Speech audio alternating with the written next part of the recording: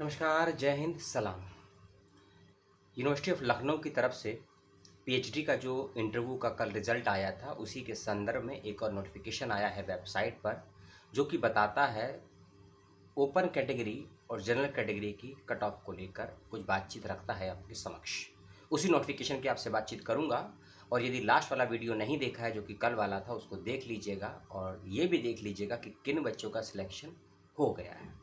आपको समस्या ये हो सकती है समझने में कि क्या वाकई लिस्ट में नाम आने के बावजूद भी आपका सिलेक्शन हुआ है या नहीं हुआ है, और यदि हुआ है तो कितने रैंक वाले बच्चों का एडमिशन हुआ होगा। ये सारी जानकारी मैंने लास्ट वाले वीडियो में डिटेल में समझा दी है। 10-12 मिनट का वीडियो है, उसको देख लीजिएगा।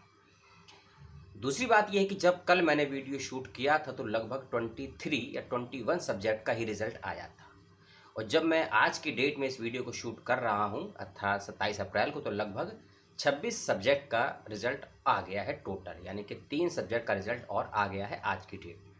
तो सभी रिजल्ट वेबसाइट पर मौजूद है। वेबसाइट का लिंक मैं आपको डिस्क्रिप्शन बॉक्स में दे दूंगा। अब बात करता हूं उस नोटिफिकेशन की जो थोड़ा सा कट ऑफ को लेकर बताता है आपको यूनिवर्सिटी के विषय में जिनका एडमिशन हुआ है। सभी डिपार्टमेंट का कट ऑफ का शेड्यूल नहीं आया है, कुछ ही डिपार्टमेंट का आया है।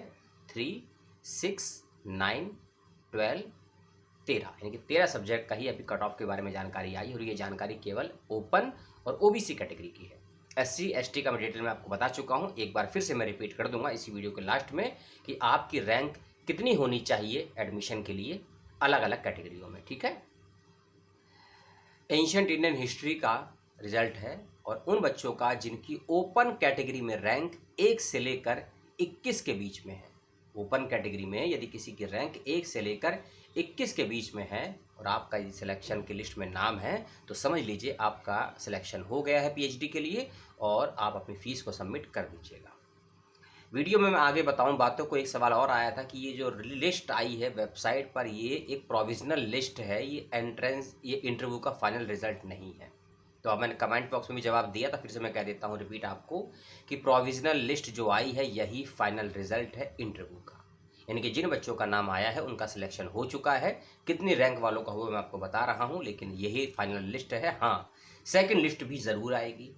कितने बच्चों का नाम आएगा ये नहीं कह सकते हैं, क्योंकि पहली लिस्ट के बेस पर यदि कुछ सीटें खाली बचती हैं, मान लीजिए कि 1 से लेकर 15 रैंक के बच्चों का एडमिशन के लिए नाम आया है, और अगर कोई सीट खाली बचती है तो जिन बच्चों का रैंक 15 के बाद में है उन बच्चों का चयन के लिए सेकंड लिस्ट आएगी। कब आएगी इसके लिए आप वेबसाइट को देखते रहिएगा। ठीक है, तो AIH ओपन कैटेगरी 1 से लेकर 21 यदि आपका रैंक है इसके बीच में, तो आप अपनी फीस को सबमिट करने का प्रोसेस आगे बढ़ा सकते हैं। लिंग्विस्टिक में यदि आपकी रैंक ओपन कैटेगरी में 1 या 2 है तो आपका सिलेक्शन हो गया है, और पर्शियन में यदि आपकी रैंक 1 से लेकर 4 के बीच में है ओपन कैटेगरी में, तो आपका एडमिशन हो गया है 100%।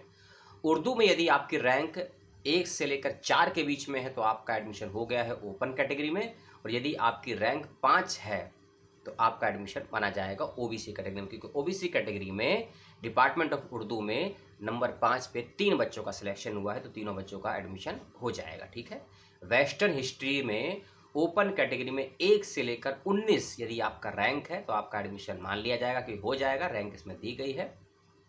जियोलॉजी में ओपन कैटेगरी में रैंक नंबर 1 से लेकर 7 यदि आपका है तो आपका एडमिशन मान लिया जाएगा कि हो जाएगा या हो चुका होगा, लिस्ट में अपना देख लीजिएगा। फिजिक्स में ओपन कैटेगरी की 1 से लेकर 21 यानी कि 1 to 21 की लिस्ट दी गई है। जियोलॉजी ओपन कैटेगरी में 1 to 40 यानी कि 40 की लिस्ट दी गई है, आपका रैंक है। फ्रेंच में यदि आपका रैंक 1 है ओपन कैटेगरी तो आपका एडमिशन होगा। ओरिएंटल संस्कृत में ओपन कैटेगरी में 1 से लेकर 3 के बीच में यदि आपका रैंक है तो आपका एडमिशन हो जाएगा। और इसके अलावा संस्कृत में यदि आपकी ओपन कैटेगरी है 1 से लेकर 17 रैंक के बीच में, ओबीसी कैटेगरी में 19 से लेकर 43 के बीच में यदि आपका रैंक है। संस्कृत डिपार्टमेंट में ओबीसी कैटेगरी में यदि आपका रैंक 19 से ऊपर और 43 या 43 से नीचे है तो आपका एडमिशन मान लिया जाएगा, और इस कैटेगरी में भी बांट दिया गया है 7 से लेकर 15, यानी कि लगभग 15 बच्चों का इसमें एडमिशन के लिए नाम आ गया होगा। अब कितने बच्चे फीस जमा करेंगे ये भविष्य की बात है। ठीक है, एससी कैटेगरी संस्कृत डिपार्टमेंट में यदि आपकी रैंक 24 से लेकर 55 के बीच में है तो अपनी फीस को सबमिट कर सकते हैं। और SC ईडब्ल्यूएस कैटेगरी में डिपार्टमेंट ऑफ संस्कृत में यदि आपकी रैंक 34 से लेकर 45 के बीच में है तो आप फीस को सबमिट कर सकते हैं। ठीक है, ये कुछ डिपार्टमेंट का शेड्यूल आया है कट ऑफ के बेस पर, मैंने आपको बताया। अब आता हूँ कल के ही वीडियो के सेकंड वाले पार्ट पे। मान लीजिए आपकी रैंक आई है 5 और कैटेगरी है आपकी SC। आपका एडमिशन हुआ है नहीं हुआ ये कंफर्म इस बेस पर करेंगे। आपको जानना होगा कि आपके उस डिपार्टमेंट सब्जेक्ट में SC कैटेगरी में कितनी सीटें हैं। मान लीजिए आपकी रैंक है 5 और सीटें हैं उसमें 3, तो आपका एडमिशन नहीं होगा, क्योंकि 1, 2, 3 रैंक वाले बच्चों का ही एडमिशन होगा SC कैटेगरी में, क्योंकि सीटें 3 हैं। और मान लीजिए यदि आपके डिपार्टमेंट में SC कैटेगरी में 8 सीटें हैं और आपकी रैंक आई है मान लीजिए 8, 7, 6, 5, 4, 3, 2, 1, कुछ भी है, 8 से नीचे 8, तो आपका एडमिशन हो जाएगा। यानी कि रैंक यदि ज़्यादा है और सीटें कम है तो एडमिशन नहीं होगा। मान लीजिए कि 3 सीटें हैं और आपका नाम चौथे नंबर की रैंक पे है SC कैटेगरी में। यदि स्टार्टिंग के 3 बच्चों में से कोई भी एक बच्चा एडमिशन नहीं लेता है तो आपका नाम क्योंकि चौथे नंबर पे है, तो जब सेकंड लिस्ट आएगी उस सब्जेक्ट की वेटिंग लिस्ट में आपका सिलेक्शन के नाम आ जाएगा। ठीक है, और यही सारा प्रोसेस रैंक वाइज सभी कैटेगरी में लागू होगा। मान लीजिए कि जनरल कैटेगरी में 12 सीटें हैं किसी डिपार्टमेंट में। ठीक है, जनरल कैटेगरी में किसी डिपार्टमेंट में 12 सीटें निकली हैं और आपका रैंक आया है 14, 13, 12, 17, 18 जो भी है। ठीक है, लेकिन सीटें 12 हैं तो आपका एडमिशन तो होगा नहीं। लेकिन यदि उन जनरल कैटेगरी की 12 सीटों में से किसी भी एक बच्चे ने एडमिशन नहीं लिया या लेट हो गया, फीस सबमिट नहीं कर पाया, कोई डॉक्यूमेंट इलीगल या गैर कानूनी पाया गया तो उसका एडमिशन रद्द कर दिया जाएगा, तो वो एक सीट खाली हो जाएगी। तो उस कैटेगरी उस एक सीट पर एडमिशन उसी जनरल कैटेगरी के बच्चे का होगा ना होगा जिसका रैंक 12 के बाद 13, 14, 15 जो भी है, ध्यान रखिएगा। एक और बात, मान लीजिए किसी कैटेगरी में सीट खाली छूट जाती है तो उस पर एडमिशन किसका होगा, ये भी एक सवाल उठता है। यदि आपका सिलेक्शन या नाम वेटिंग लिस्ट में हो या कंफर्म लिस्ट में जनरल कैटेगरी में आया है तो आपका एडमिशन जनरल कैटेगरी में ही होगा। यदि किसी वेटिंग वाले का एडमिशन होना तो वो भी जनरल का ही होगा। यदि SC कैटेगरी में कोई सीट खाली है तो उसके अंदर भी SC कैटेगरी के ही अलग रैंक वाले बच्चे का एडमिशन होगा। यही नियम ST में है, यही OBC में है, यही EWS में है। इसका ध्यान रखिएगा विशेष रूप से। ये लास्ट ईयर भी ये समस्या आई थी बच्चों को, इस बार भी आएगी, इसलिए मैंने बताया आपको डिटेल में कि आपने जिस कैटेगरी में अप्लाई किया है और जिस कैटेगरी में आपकी रैंक आई है उसी कैटेगरी में आपको एडमिशन लेना होगा।